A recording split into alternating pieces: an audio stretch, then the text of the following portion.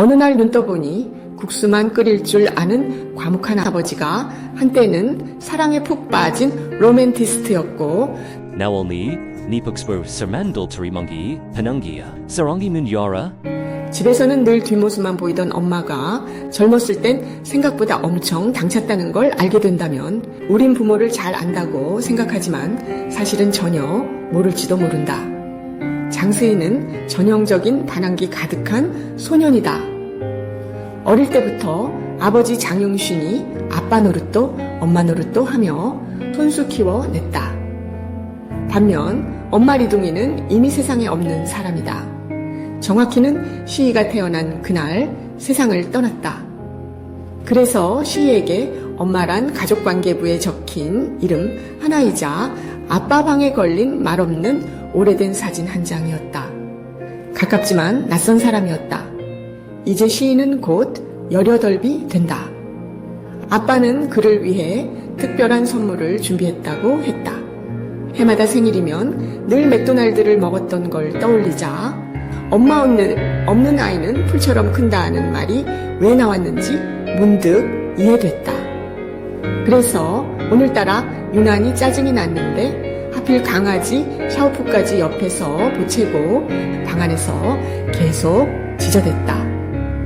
어쩔 수 없이 일어나 강아지랑 놀아주다가 장난감을 찾던 중 우연히 철제 상자 하나를 발견했다.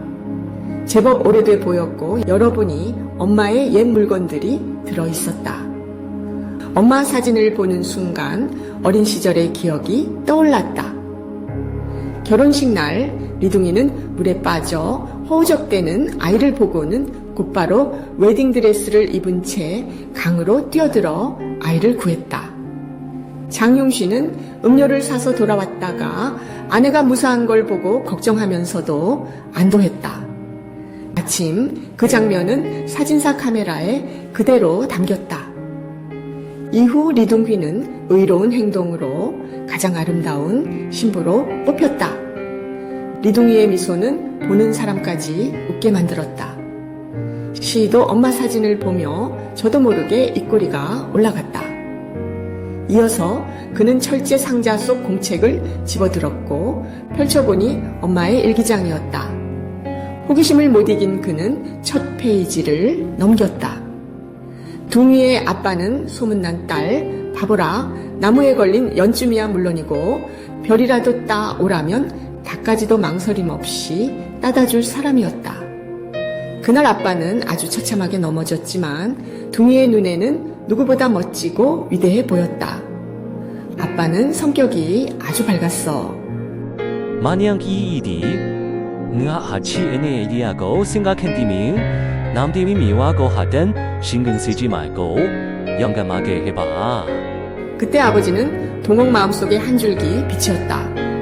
하지만 어느 날 아버지는 경제범죄로 붙잡혀 감옥에 갔고 그 큰 병까지 앓다가 세상을 떠났다. 그날 이후 동옥은 살인범의 딸이라는 낙인이 찍혔고 류피아이의 놀림과 괴롭힘의 표적이 됐다. 고등학교에 들어가고 나서도 류피는 툭하면 그녀를 놀렸지만 동옥은 주눅 들지 않았다. 그녀만의 방식으로 맞섰다. 반 남자애들이 전학온 통통한 여자의 차이샤를 놀리자 동국은 망설임 없이 자리를 내주고 차이샤와 짝이 됐다. 게다가 류피아이가 화장실 간 틈을 타 반 전체가 웃음바다가 됐고 영문을 모르는 애들은 류피가 정말 바지에 싼 줄 알았다. 동옥은 속으로 끙끙 앓지 않고 당한 건 그 자리에서 바로 갚는 성격이었다. 차이샤는 너무 흥분한 탓인지 간질 발작을 일으켰다. 그때 반에서 나서는 사람은 아무도 없었고 동옥은 혼자 차이샤를 부축해 양호실로 데려갈 수밖에 없었다. 그때 마침 의자에 앉은 채 미끄러져 오던 선배를 만났고 선배는 의자를 동옥에게 내줬다. 차이샤는 양호 선생님의 응급처치 덕분에 위험에서 벗어났다. 두 사람이 교실로 돌아가는 길에 선배는 멋지게 돌아서려다 모퉁이에서 동옥과 부딪혔고 순간적으로 동옥을 붙잡으면서 묘한 분위기가 연출됐다. 그 순간 동곡의 가슴은 미친 듯이 두근거렸다. 그렇게 순식간에 선배에게 반해 버렸다. 하교할 때 하늘에는 보슬비가 내리기 시작했고 우산이 없던 차이샤는 동옥과 우산 하나를 같이 쓰고 집에 갔다. 그런데 집에 가는 길에 두 사람은 류피가 데려온 대여섯 명에게 길을 막혔다. 류피는 동옥에게 본때를 보여주려는 게 분명했다. 동곡은 왜소한 몸으로 차이샤를 감싸 막아섰지만 오히려 차이샤가 그녀를 확 잡아 뒤로 물렸다. 류피는 그 기세에 잠시 눌렸지만 곧 정신을 차렸다. 야, 그 한 번의 사자후에 양아치들은 혼비백산했다. 겁에 질린 류피 아이는 대굴대굴 구르다시피 달아났다. 처음부터 끝까지 지켜본 동희도 놀라서 입을 다물지 못했다. 평소 말없던 차이샤가 입만 열면 이렇게 사람을 놀라게 할 줄은 몰랐다. 그렇게 둘은 절친이 됐고 90년대 초반에 고등학생이 대놓고 좋아한다고 말하는 경우는 정말 드물었다. 그런데 동희는 바로 그런 몇 안 되는 사람 중 하나였고 그녀가 좋아한 사람은 바로 그들의 선배였다. 동희는 선배의 브레이크댄스 꿈을 이루어주려고 도시에 숨어 사는 브레이크댄스 고수를 찾아냈다. 한바탕 실랑이 끝에 그 추망은 마침내 그들에게 기술을 전수해주기로 했는데 조건은 낮에는 그를 도와 대나무벌레를 튀겨주는 것이었다. 동희는 선뜻 승낙했고 그렇게 낮에는 공짜로 일을 했다. 밤에는 춤을 배웠다. 동희와 선배는 아침 저녁으로 붙어 지내며 감정도 점점 깊어졌다. 선배의 춤 실력도 눈에 띄게 늘었다.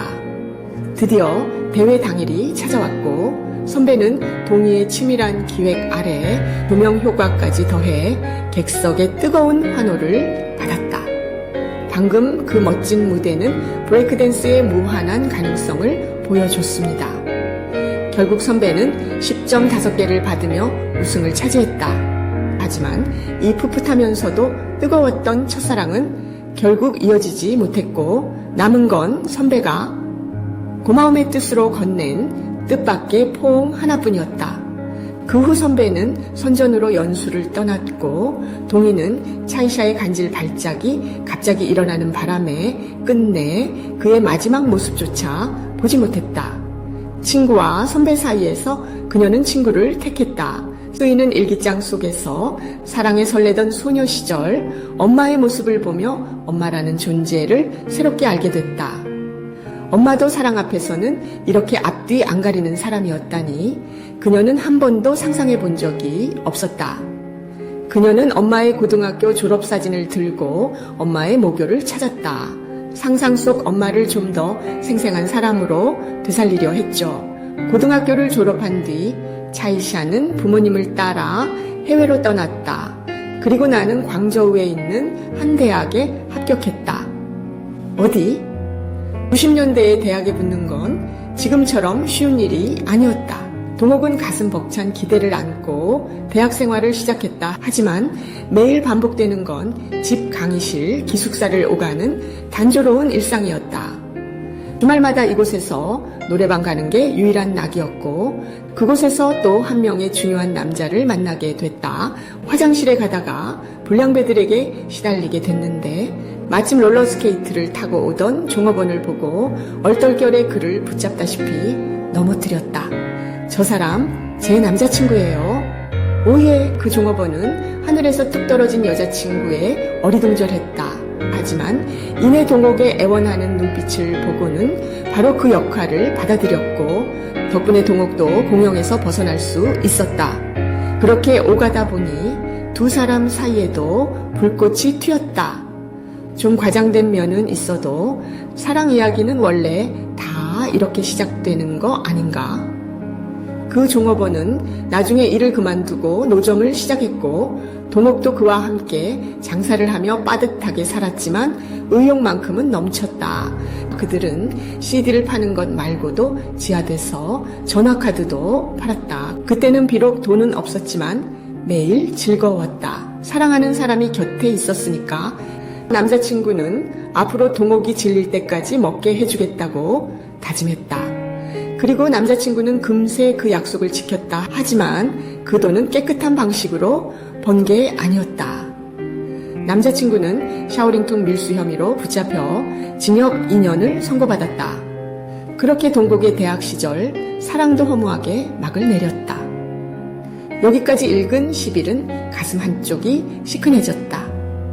그제야 엄마의 인생이 언제나 어둠과 이름 사이를 오가고 있었다는 걸 이해하기 시작했다. 하지만 엄마는 그런 좌절들에 한 번도 무너지지 않았고 언제나 무너진 자리에서 다시 일어나 앞으로 걸어갔다. 시간은 2002년으로 돌아간다. 동욱은 대학을 졸업하고 사회생활을 시작했다. 장영우는 그녀에게 첫눈에 반했고 동욱의 특별한 관심을 받고 싶어서 무슨 부탁이든 다 들어주는 든든한 조력자가 됐다. 영화 보기로 한 날 동욱은 약속대로 나갔고 멀리서 어수룩하게 서 있는 장영훈을 보며 웃음이 났다. 그런데 그때 갑자기 전화 한 통을 받고는 더는 웃을 수 없었다. 병원에서 걸려온 전화였다. 의사가 엄마가 갑자기 뇌경색으로 쓰러졌다고 했다. 상태가 좋지 않다고 했다. 나는 곧바로 고향으로 돌아갔다.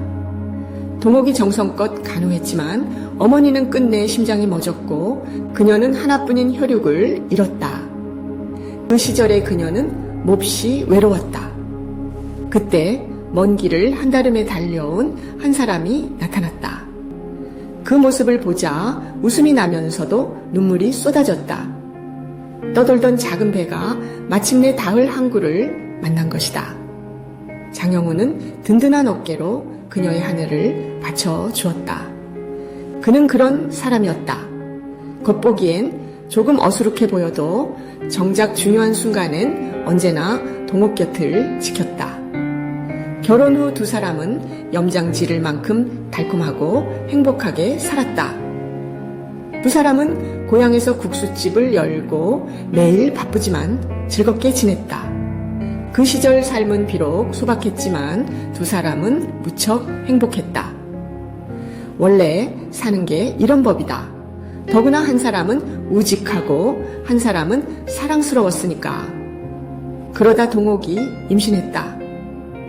이때가 그들 인생에서 가장 행복한 순간이었다. 비록 작은 국수집 하나였지만 그들은 제법 자리를 잡았다. 그리고 곧 새 생명을 맞이할 예정이라 사랑도 더없이 충만했다. 하지만 운명은 동유를 가만두지 않았다. 장용신이 한국에 연수를 가 있는 동안 동유는 혼자 국수집을 꾸려 나갔다. 그날 그녀는 갑자기 쓰러졌고 일기는 거기서 끝나 있었다. 쓰이는 뒤를 넘겨봤지만 뒤쪽은 전부 빈 페이지였다. 그녀는 양철 상자를 뒤져 혹시 뒷이야기가 더 있는지 찾아봤지만 아무 기록도 남아있지 않았다. 쓰이는 엄마에게 분명 이때 무슨 일이 생겼다는 걸 알았다. 그렇지 않고서야 자신이 태어나자마자 엄마가 세상을 떠날 리 없었다. 엄마의 환하게 웃는 영정을 바라보며 한 번도 느껴보지 못한 그리움이 밀려왔다. 스이는 포기하지 않고 여기저기 뒤지기 시작했다. 그때 아빠가 떠올라 아빠 직장으로 찾아갔고 거기서 선물 상자 하나를 보았다. 스이가 상자를 열자 누렇게 빛바랜 일기장이 들어있었고 그제야 엄마의 이야기가 이어지기 시작했다.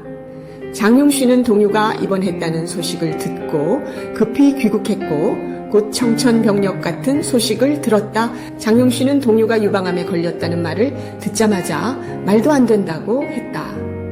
아내는 늘 건강했고 어디가 불편하다는 말도 한 번 없었으니 분명 오진일 거라고 말했다. 하지만 병리보고서를 확인한 뒤에야 현실을 받아들일 수밖에 없었다. 의사는 동유가 지금 최대한 빨리 표적치료제를 써야 한다고 말했다. 효과가 꽤 좋은 신약이긴 하지만 임신 중에는 사용할 수 없다고 했다. 그 말은 동유와 아이 중 한 명만 살릴 수 있다는 뜻이었다. 장용씨는 즉시 결정을 내렸다. I 포기합니다. I non 포기하고 키로부터 파리피다. 장용 씨는 아내를 다독이며 우선 치료부터 받자고 분명 괜찮아질 거라고 했다.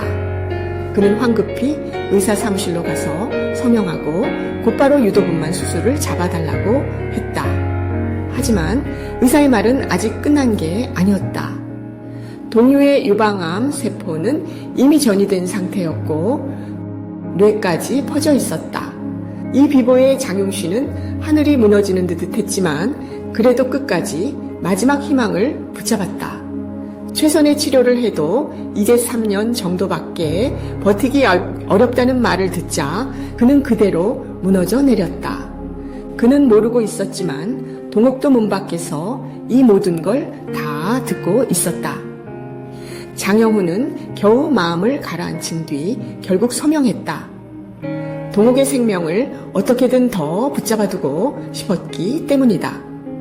밤이 되자 장영훈은 몸도 마음도 지친 채 잠들었고 동옥은 좀처럼 잠들지 못했다. 그때 그녀는 남편이 급히 귀국하며 들고 온 여행 가방을 보았다. 열어보니 그 안에는 아기 옷이 가득 들어 있었다. 동곡은 눈앞의 아기 옷들을 보며 하염없이 눈물을 쏟았다.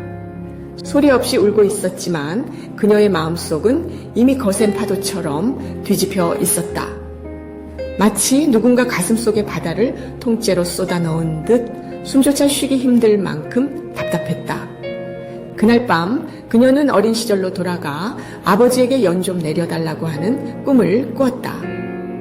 아버지는 그녀에게 말했다. 이제 그 연은 네가 직접 내려야 한단다. 다음 날 동옥은 몰래 병원을 빠져나왔다. 그녀는 마음껏 먹고 마시고 즐기며 어릴 적 이루지 못했던 소원들을 하나하나 대신 이루어봤다. 동시에 그것은 아직 태어나지 않은 아이와 함께하는 시간이기도 했다. 집에 돌아왔을 때 그녀는 탁자 위에 놓인 사람 찾는 전단을 보았고 그제야 장영훈이 계속 자신을 찾아다니고 있었다는 걸 알게 됐다. 그때 마침 수염이 덥수룩한 장영훈이 들어왔다. 그리고는 아무 말 없이 그녀를 와락 끌어안았다. 동옥은 그의 마음을 알고 있었기에 차라리 솔직하게 다 털어놓았다. 치료를 받는다 해도 자신에게 남은 시간은 2년뿐이라는 걸 알고 있었다. 그 순간 동옥의 마음은 이미 완전히 무너져 내리고 있었지만 장영훈이 얼마나 고집스러운 사람인지 너무도 잘 알았기에 애써 미소를 지으며 그에게 말했다. 나 지금 당신이랑 상의하는 거 아니야. 이미 결정했어. 이번만은 내 말 들어주면 안 될까? 그날 장영훈은 아이처럼 울었고 늘 그의 보호를 받던 동옥은 오히려 더 단단해졌다. 뱃속에서 느껴지는 희미한 태동이 그녀의 모든 두려움을 용기로 바꿔놓았다. 그날 이후 동옥은 더 이상 자신의 목숨을 생각하지 않았다. 남은 날들 동안 그녀는 가장 밝은 모습으로 남편 곁을 지켰고 주변의 의사들과 환자들까지 모두 그녀에게 감동했다. 이 세상은 이 아이가 꼭 한번 와서 봐야 할 만큼 소중한 곳이었다. 여기까지 읽은 10일은 얼굴이 눈물로 범벅이 되었다. 엄마는 생의 마지막 순간까지도 자신의 삶과 죽음이 아니라 아이가 아직 이 세상을 보지 못했다는 것만을 생각하고 있었다. 그녀는 억지로 웃음을 지으며 암세포가 안겨주는 끝없는 고통을 묵묵히 견뎌냈고 뱃속의 아이를 지키기 위해 온 힘을 다했다. 그리고 그 아이는 바로 자기 자신이었다. 그때 실내에서는 전기 스파크가 사방으로 튀었다. 장용신이 일하는 곳의 설비가 노후돼 천둥 번개가 치는 날이면 고장이 났다. 수인은 아버지가 걱정돼 급히 작업장으로 그를 찾으러 갔다. 하지만 사무실 안은 이미 불길로 가득했고 그는 그 안에 갇히고 말았다. 무너져 내리는 들보를 피하다가 그만 일기장이 떨어졌다. 그는 목숨을 걸고 사방을 뒤졌다. 일기장을 찾았을 때는 불길이 더 거세졌고 그의 의식도 점점 흐려졌다. 그는 가슴에 품은 일기장을 꼭 끌어안은 채 희미한 의식 속에서 엄마의 웃는 얼굴을 본 듯했다. 그건 그가 처음으로 생생하고 환한 엄마를 느낀 순간이었다. 햇살처럼 밝고 절대 지지 않을 것 같은 명랑한 모습이었다.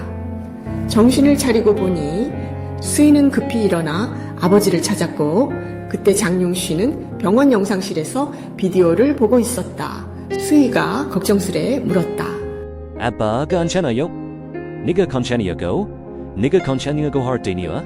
네가 잘못하기라도 하면 네가 네 엄마한테 뭐라고 하냐? When they summer so go. 장용신이 아들에게 이렇게 화를 낸 건 처음이었고 수희가 아버지에게 말대꾸하지 않은 것도 처음이었다. 수희는 미안하면서도 마음이 아팠고 부자는 서로 밀치듯 실랑이를 벌였지만 겉으로만 화를 냈을 뿐 속으로는 서로를 걱정하고 있었다. 문득 물었다. 내 이름이 왜 장수희인지 아니 넌 태어나자마자 엄마가 없었다고 생각하겠지만 사실 넌 엄마를 본 적이 있어. 그때 동희는 극심한 진통 끝에 힘겹게 너를 낳았고 수희를 품에 꼭 끌어안은 채 자신의 모든 모정을 아들에게 남겨주고 싶어 했다. 우리 아가 엄마가 너랑 조금만 더 오래 있고 싶다. 엄마한테 와줘서 고마워. 정말 너무 아쉽다. 장용씨는 울면서 그녀를 달랬다. 앞으로 우리 세 식구 평생 함께하자고 생의 마지막 순간 늘 강하던 동희는 처음으로 무섭다고 말했다. 장용씨는 그저 나 여기 있어 라는 말만 몇 번이고 되풀이할 수밖에 없었다. 이 세 글자는 동희가 마지막 힘을 다해 내뱉은 말이었고 그것은 그녀가 이 세상에 남긴 마지막 말이기도 했다. 동희는 아들을 낳은 뒤 겨우 11분만 더 살았다. 그 11분이 어머니와 아들이 이 세상에 함께 존재했던 전부였다. 그래서 장수희라는 이름에는 그 11분이 담겨 있다.